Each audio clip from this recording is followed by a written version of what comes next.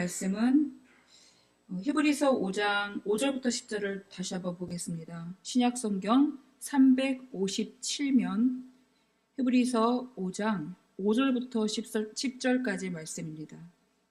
히브리서 5장 5절부터 10절까지 말씀을 우리 한 목소리로 봉독하도록 하겠습니다. 또한 이와 같이 그리스도께서 대제사장 되심도 스스로 영광을 취하심이 아니요 오직 말씀하신 이가 그에게 이르시되 너는 내 아들이니 내가 오늘 너를 낳았다 하셨고, 또한 이와 같이 다른 데서 말씀하시되 네가 영원히 멜기세덱의 반차를 따르는 제사장이라 하셨으니 그는 육체에 계실 때에 자기를 죽음에서 능히 구원하실 이에게 심한 통곡과 눈물로 간구와 소원을 올렸고 그의 경건하심으로 말미암아 들으심을 얻었느니라. 그가 아들이시면서도 받으신 고난으로 순종함을 배워서 온전하게 되셨은즉 자기에게 순종하는 모든 자에게 영원한 구원의 근원이 되시고 하나님께 멜기세덱의 반차를 따른 대제사장이라 칭하심을 받으셨느니라. 아멘. 사도행전 2장 36절 이하에 보시면 베드로가 오순절날 설교한 내용이 나옵니다. 그 중에서 너희가 십자가에 못 박은 이 예수를 하나님이 주와 그리스도가 되게 하셨느니라. 즉 예수가 그리스도가 되신 사건은 구속의 사건입니다. 예수는 사람의 이름이고 그리스도가 되셨다라는 것은 예수님의 구속 사역을 말하고 있습니다. 구체적으로 기름 부름 받아 세워진 그 직분을 말하고 있는데 선지자요, 제사장이요, 왕이 되셨다라는 말씀입니다. 그렇다면은 히브리서 기자는 예수님의 구속 사역 중에서도 왜 그렇게 대제사장직을 강조하고 있는 것일까요? 그것은 이 죄된 사람과 거룩하신 하나님과의 그 관계를 중보하는 역할이 바로 대제사장의 직무이기 때문입니다. 이 대제사장은 죄인 대신에 바쳐질 그 제물과 이 제사를 하나님께 드리는 중재자가 되어서 사람의 죄를 속하는 일을 담당했습니다. 그래서 구약의 율법 시대에는 그렇게 속죄함을 받을 수가 있었습니다. 사람은 속죄의 과정을 거쳐야 하나님께로 나아갈 수 있기 때문에 히브리서 기자는 어디에서부터 예수님의 대제사장직을 부각하기 시작하는가 하면 2장 17절부터 그렇게 말씀하고 있습니다. 2장 17절을 잠깐 보시면 그러므로 그가 범사의 형제들과 같이 되심이 마땅하도다 라는 말씀이 있습니다. 이 구절도 보시게 되면 우리가 어제 5장에서 살펴보았듯이 이 대제사장의 자격에 대해서 말씀하고 있는 부분인데 특히 사람 중에서 택함을 받았다라는 부분이 강조되어 있죠. 형제들과 같이 되심이 마땅하도다 이 말씀입니다. 이것은 예수님께서 육체를 입으셨기 때문에 그 사람의 그 실제적인 고통을 아신다라는 의미입니다.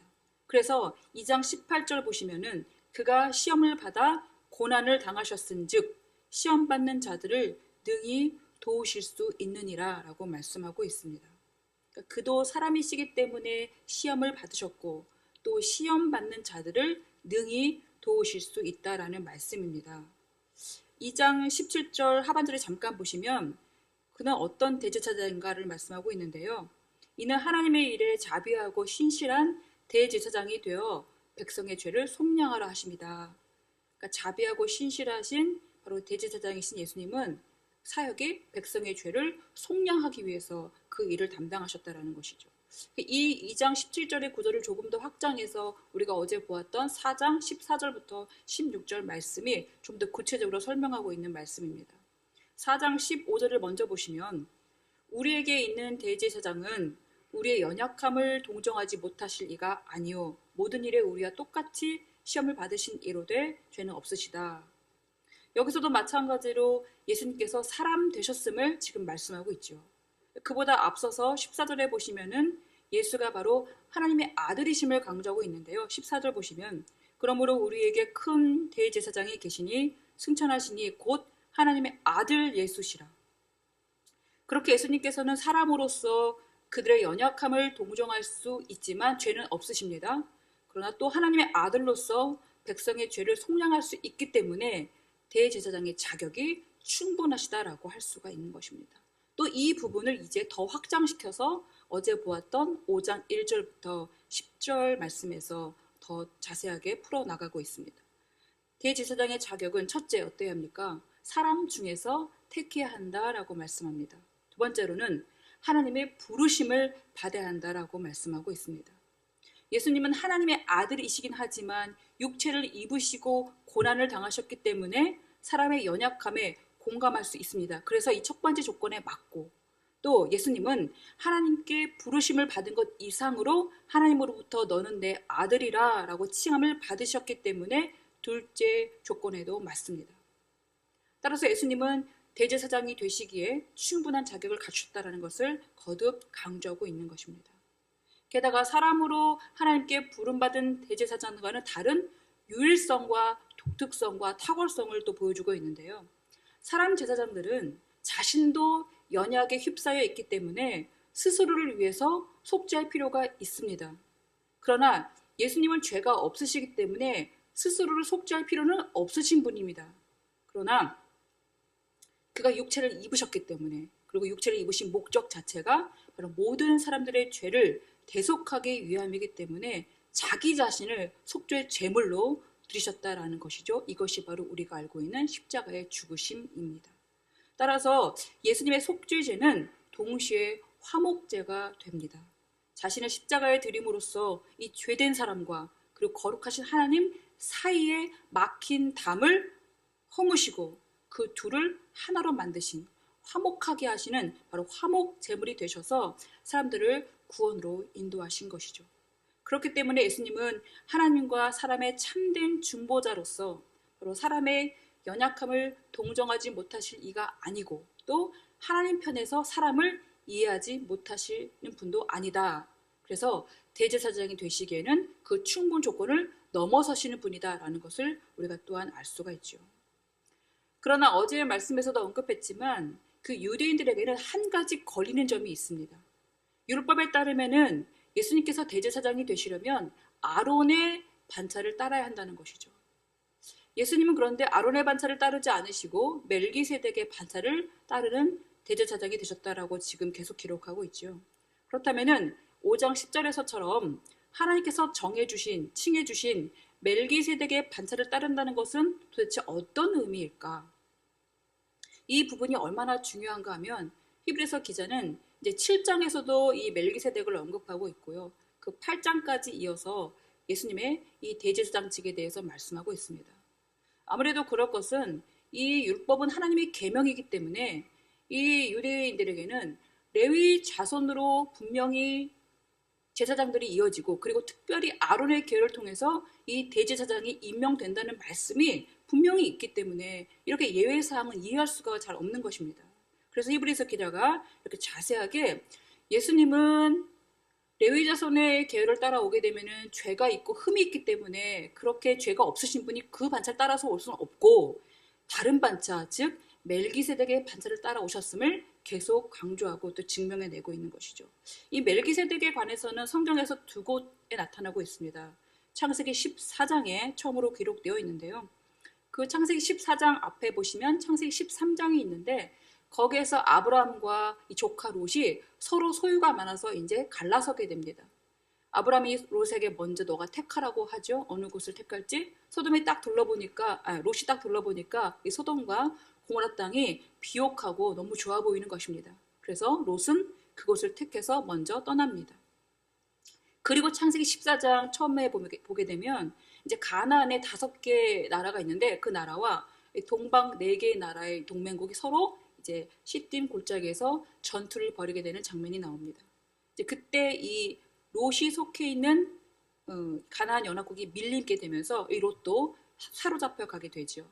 이 소식을 전해들은 아브라함이 집에서 길리운 용사 318명을 거느리고 쫓아 올라가서 결국 그들을 물리치고 롯을 구해 오지요. 그렇게 승리를 안고 돌아오고 있는 길에 바로 이 멜기세덱이 아브라함을 맞으러 나오게 됩니다. 그것이 창세기 14장 18절 말씀인데요. 살렘왕 멜기세덱이 떡과 포도주를 가지고 나왔으니 그는 지극히 높으신 하나님의 제사장이었더라. 창세기 14장 19절, 그가 아브라함에게 축복하여 이르되 천지의 주제이시오 지극히 높으신 하나님이여 아브라함에게 복을 주옵소서. 창세기를 통해서 알 수 있는 그 멜기세덱은 살렘의 왕이면서 동시에 하나님의 제사장이라고 기록되어 있습니다. 그리고 아브라함을 축복할 만큼 아브람보다는 더 큰 자라고 할 수가 있습니다. 자, 아브라함은 이 족장 시대이고, 그리고 율법을 제정한 때는 바로 모세 출애굽 시대이죠. 아론계를 대제사장으로 삼으시겠다는 그 율법을 정하신 때는 이 출애굽 시대니까 예수님은 훨씬 그보다 먼저 있었던 이 멜기세덱의 반사를 따랐기 때문에 순서를 봐도 레위 자손보다는 예수님이 먼저라는 것입니다. 그러니 예수님께서 레위 지파가 아닌 유다 지파임에도 불구하고 이 대제사장이 될 수 있는 근거는 바로 예수님께서 이 아론보다 훨씬 먼저 있었던 이 멜기세덱의 반차를 따랐다라는 것이 지금 증명되고 있는 것이죠. 따라서 예수님은 이 사람의 족보에 얽매이지 않는 진정한 하나님의 아들이시고, 그리고 사람의 연약함을 모르시지 않는 참된 대제사장임이 더욱더 지금 증명되고 있는 것입니다. 자, 두 번째로 이 멜기세덱에 대한 기록은 시편 110편에서 찾아볼 수가 있습니다. 이브리서 기자는 예수님이 대제사장으로서 충분 조건 이상을 갖추신 분으로서 증명하기 위해서 이제 시편 110편을 인용하고 있는데요. 이 시편 110편은 다윗의 시입니다. 시편 110편 1절을 보시면 여호와께서 내 주에게 말씀하시기를, 다윗이 지금 내 주라고 하는 분이 계십니다. 내가 내 원수들로 내 발판이 되게 하기까지 너는 내 오른쪽에 앉아 있으라. 이 하나님의 말씀인데, 하나님께서 그 너라고 지칭하는 자가 다윗에게 내 주입니다. 그리고 그는 하나님의 오른편에 앉아 있게 되는 것이죠.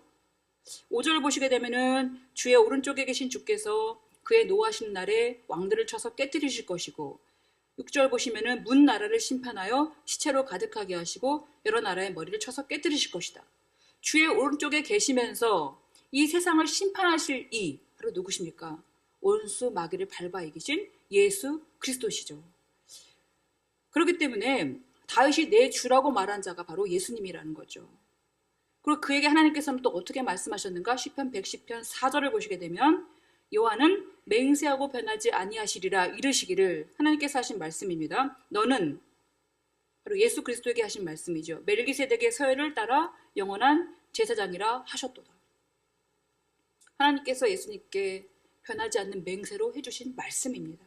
그러니 예수님은 사람이 되셔서 우리의 체질을 아시고 우리 연약함을 아시고 우리를 동정하실 수 있는 분이시며 동시에 바로 하나님의 아들이시고 이 멜기세덱의 반차를 따르는 제사장으로서 바로 사람의 죄를 대속할 수 없는 그 죄사함의 문제를 온전히 이루어내신 분이다라는 것이죠. 어렵지만 이해가 되시죠? 따라서 죄에 연약한 우리는 이 4장 16절 말씀처럼 때를 따라 돕는 은혜를 얻기 위해서, 하나님의 긍휼하심을 받기 위해서 은혜의 보좌로 나아가야 하는데, 우리 연약한 인간들은 하나님의 은혜가 필요합니다. 나아가야 하는데 어떻게 나아갈 수 있는가? 우리의 공로로는 나아갈 수 없고 바로 오직 예수님의 이 대제사장적인 중보로 인해서 담대하게 나아갈 수 있다라고 말씀하는 것입니다.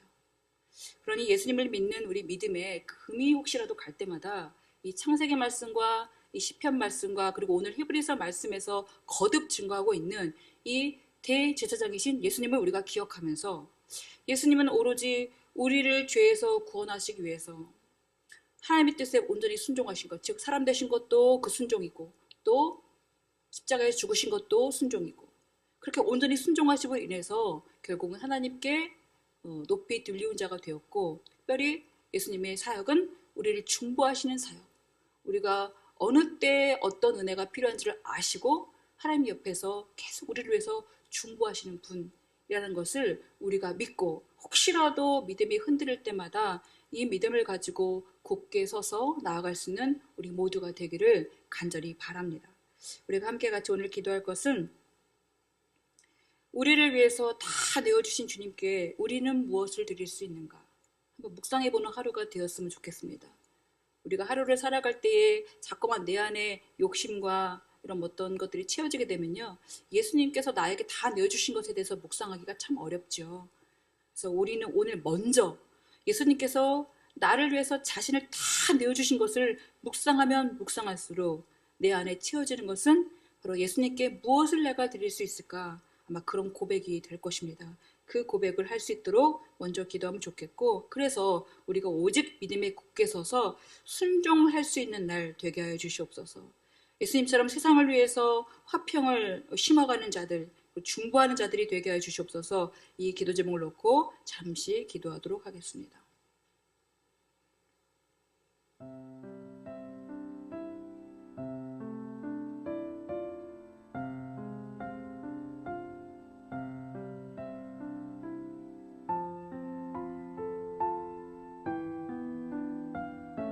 하나님, 우리가 이 새벽에 하나님께 기도합니다. 주님은 우리를 위해서 모든 것 다 내어주셨는데 나는 주님께 무엇을 드릴 수 있을까? 천천의 만만의 재물이 주님께 필요하지 않고 우리의 마음 중심과 예수님을 따라 살아가는 삶이 필요함을, 그것이 바로 순종임을 우리에게 말씀하신 주님, 오늘도 우리가 예수님처럼 세상의 화평을 구하고 그리고 세상을 위해 중보할 수 있는 우리 모두가 되게 도와주시옵소서. 믿음이 흔들릴 때마다 주님께서 어떻게 우리를 위해서 이 땅에 오셨는가를 더 깊이 묵상하면서 믿음에 굳게 설 수 있는 우리가 되게 하시고, 예수 그리스도의 공로로 인하여 우리가 은혜의 보좌 앞에 담대히 오늘도 나아갈 수 있는 그런 하루가 되게 도와주시옵소서. 감사드리며 예수 그리스도의 이름으로 기도드립니다. 아멘. 주기도문 하시면서 예배 마치겠습니다. 하늘에 계신 우리 아버지, 아버지의 이름을 거룩하게 하시며 아버지의 나라가 오게 하시며 아버지의 뜻이 하늘에서와 같이 땅에서도 이루어지게 하소서. 오늘 우리에게 일용할 양식을 주시고 우리가 우리에게 잘못한 사람을 용서하여 준 것 같이 우리 죄를 용서하여 주시고 우리를 시험에 빠지지 않게 하시고 악에서 구하소서. 나라와 권능과 영광이 영원히 아버지의 것입니다. 아멘.